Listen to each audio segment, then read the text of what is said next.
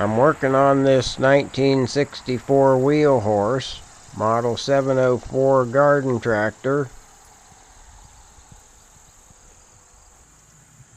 The pull starter don't work right because the aluminum plate behind the flywheel's broken, so there's no place for the bolt to screw in. In the last video, I finished the bearing plate repair, so that fit the housing pretty well. I added some washers to repair the mounting holes that were torn out. I also put the bearing plate and coil back on the block. Before I go any further, I just want to check the end play. When I took it apart, this reading was about 14, just under 15. It should be close to that now. I have the indicator set to 0, and I'll bump this crankshaft with a soft blow hammer.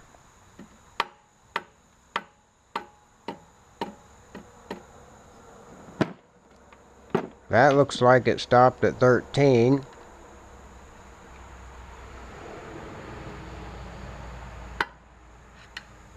Going back, I went past 0. I'll bump it again.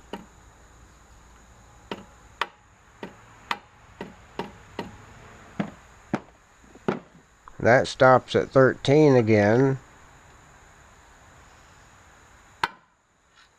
It went past 0 again.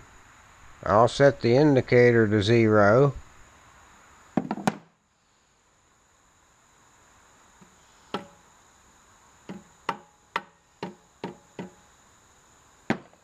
Now that stops at 15. Back to 0. Looks like -1 actually.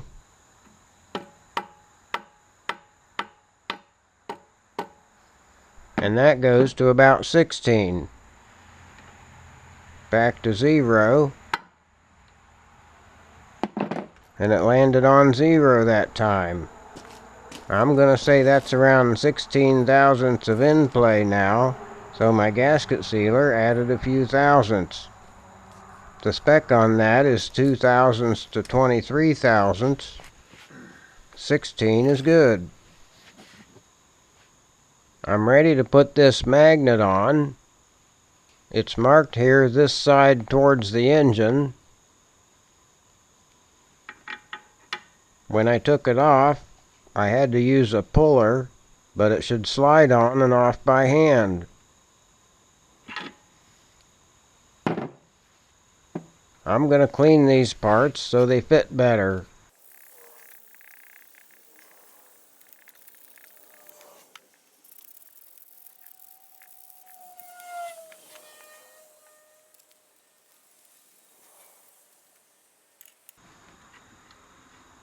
That's pretty good.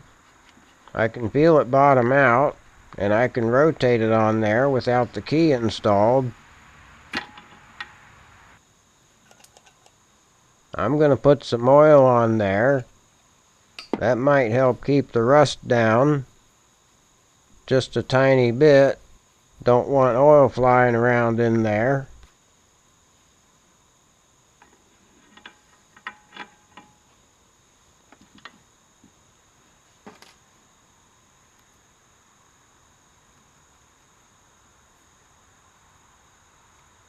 I'll make sure the key fits in the grooves.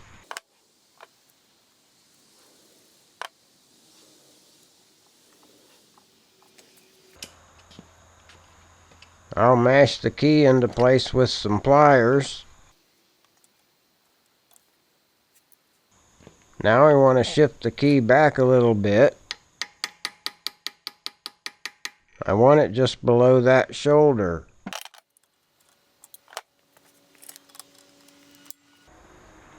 Don't forget the wavy washer.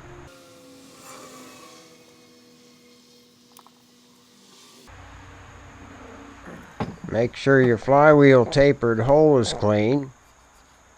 Look for cracks around the corners of the key slot. I've seen a few of those.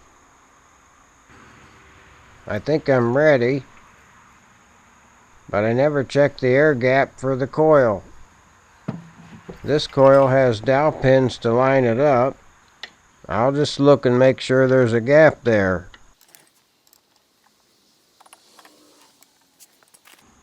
Now I'm ready for the hub. Make sure the tab goes into the slot there.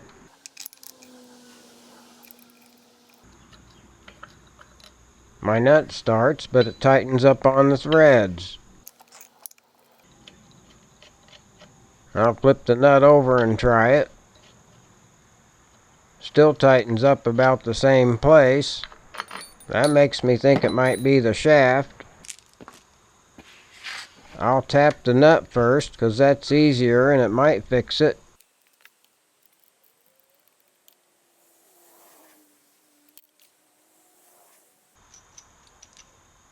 I felt that cutting some, so that might help.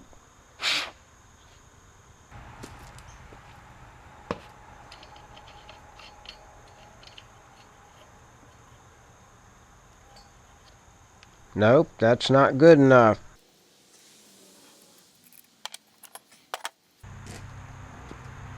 This is a little bit risky. If you get it started crooked, you can screw the threads up.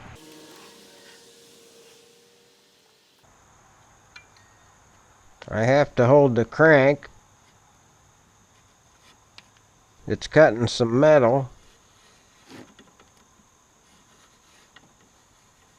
I'll just go a little bit. Sometimes the problem's just on the end.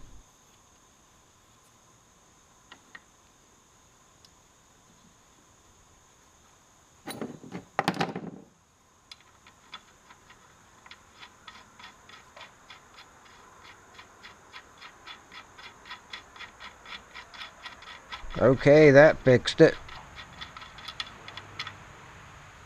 I can feel some edges there, so I'll clean that up.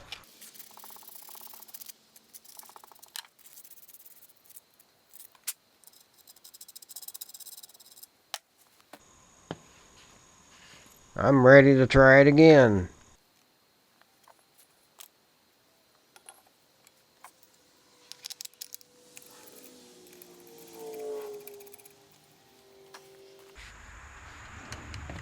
The book says 45 to 55 foot-pounds on this.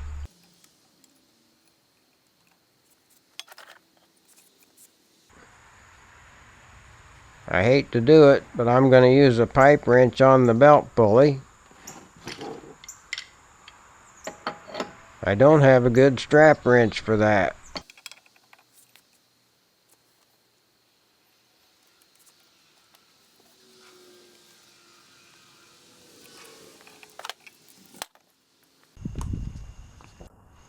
I'm ready to close up the bottom end, so I need to clean the oil pan.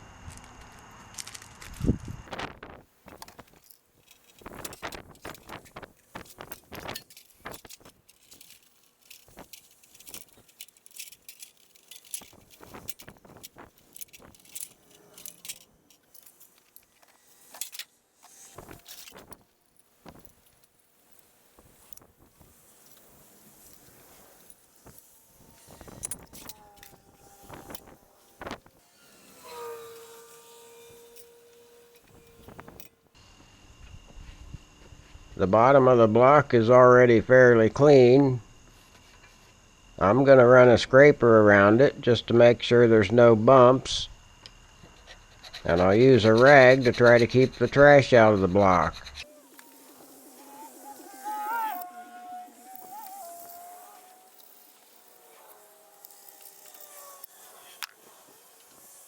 I need to scrape the oil pan too. I can feel that there's metal sticking up here where the threads were pulled out a little bit. I'm going to file that flat.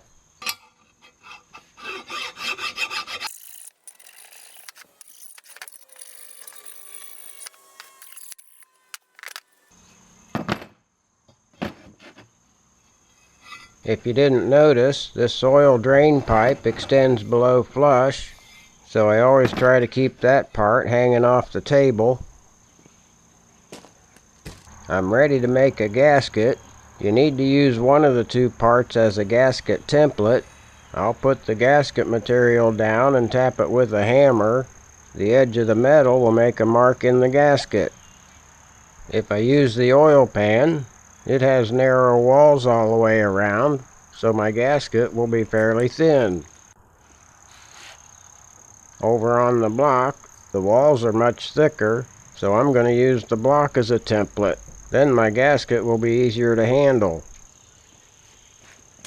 I just need to remove this dipstick and it'll work.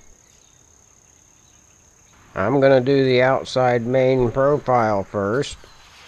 That gets rid of the excess gasket material.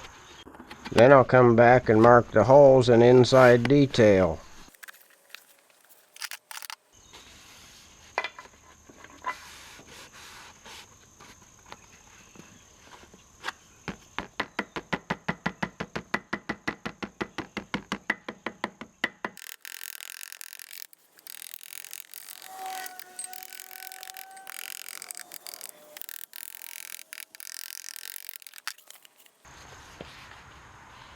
That's enough of a mark to cut it out. Just gotta keep the thing from rolling up.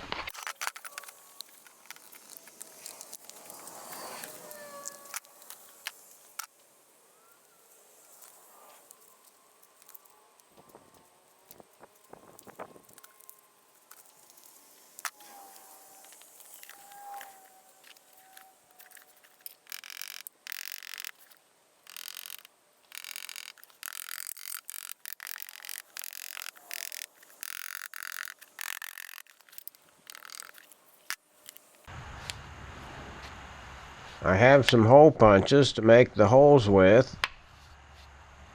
You want to use a piece of hardwood under this type of hole punch.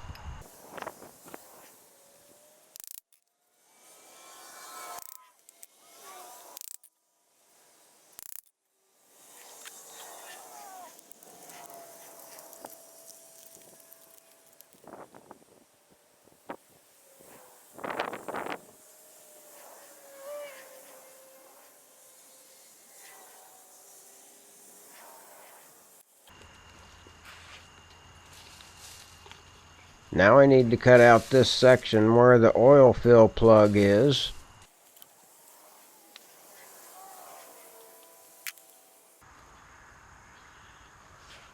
I'll leave this block of wood on the gasket overnight. Maybe it'll flatten it out a bit. I'm going to put some engine oil on all the stuff in here.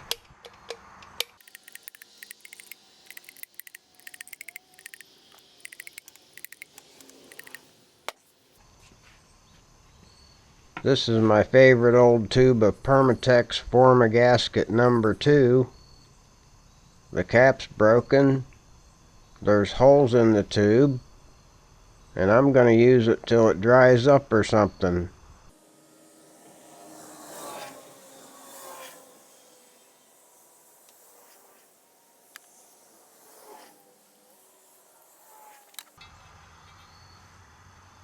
I'm going to use the oil pan to squash the gasket in place.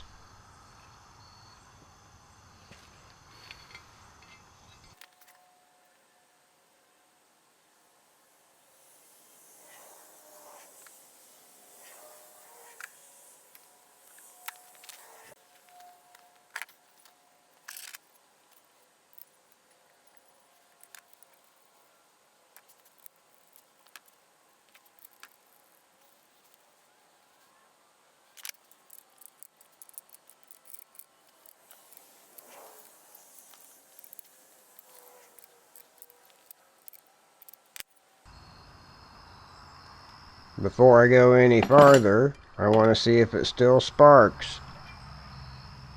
Here's the kill switch. Doesn't matter if it's on, as long as it's not touching anything.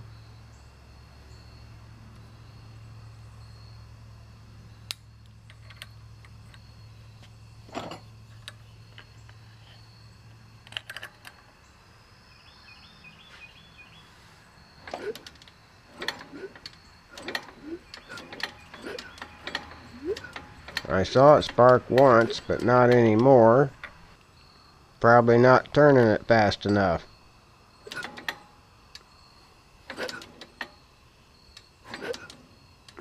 Yeah, I think that'll work. I'm ready to put the cover on.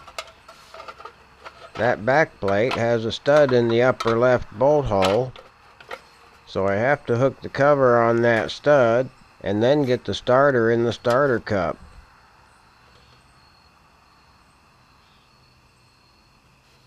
That's not working. I took it off that way. Okay, I have to take the recoil off of the housing.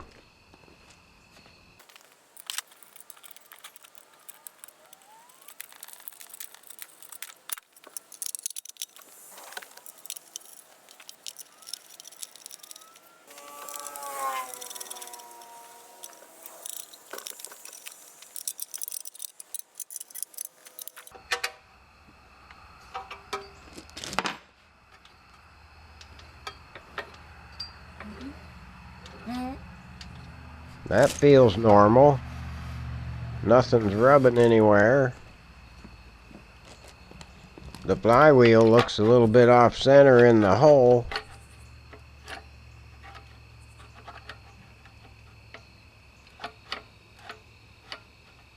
There's a lot of movement there. How do you know where it should be tightened down at?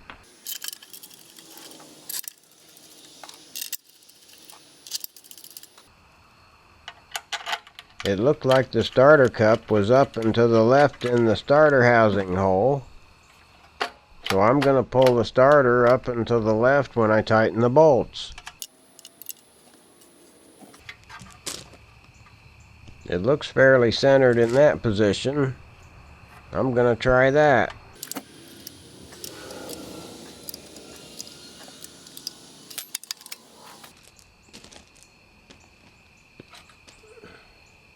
I'll hook up the spark plug and test it out.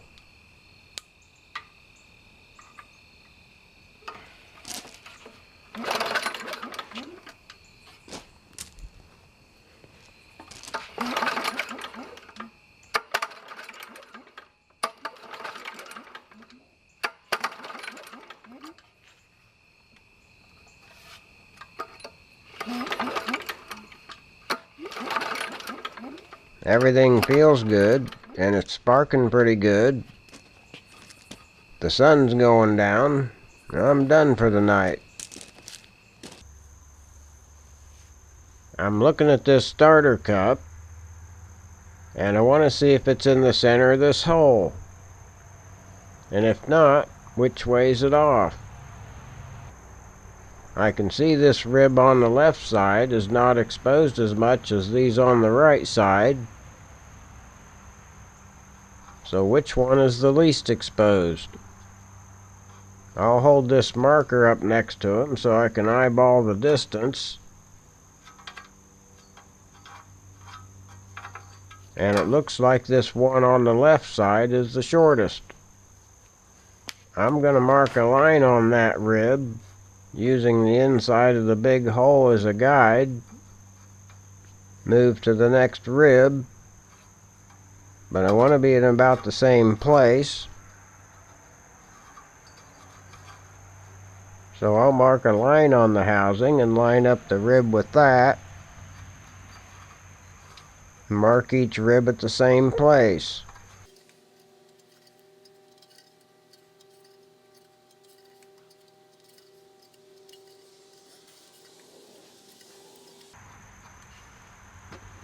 Now I can see the mark on the left side is the closest to the housing.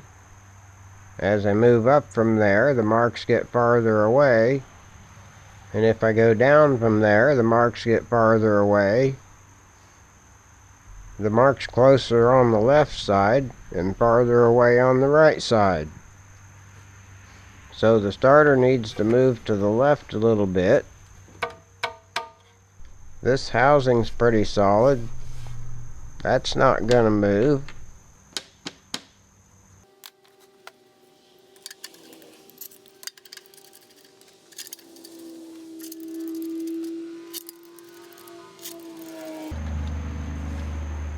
Now when I put the recoil on, it needs to be pulled directly to the left when I tighten the bolts, not to the left and up like I did last time.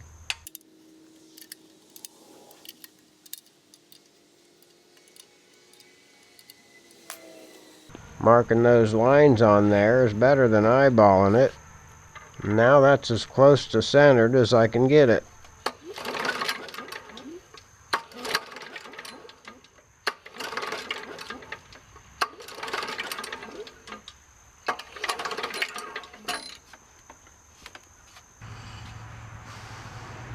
I'm going to put the engine tins on next. There's one on top. This one goes on the side. And on this side, the choke bracket has to go under the same bolt. Well, on this engine, it's a nut.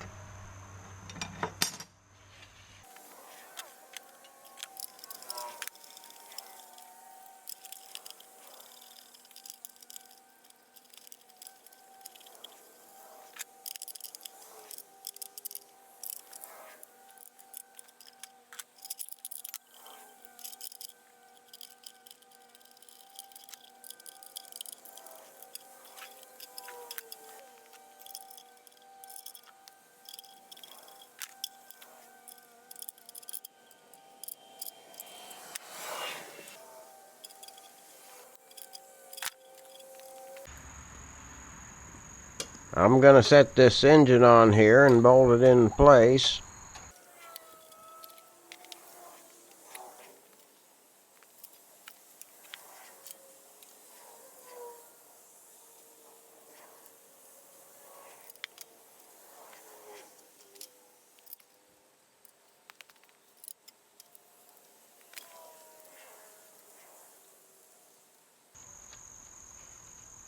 Before I tighten the bolts, I always push the engine to one side or the other to get the engine parallel to the frame. It don't matter which way you push it. You're trying to get the crankshaft 90 degrees from the frame for the best belt alignment.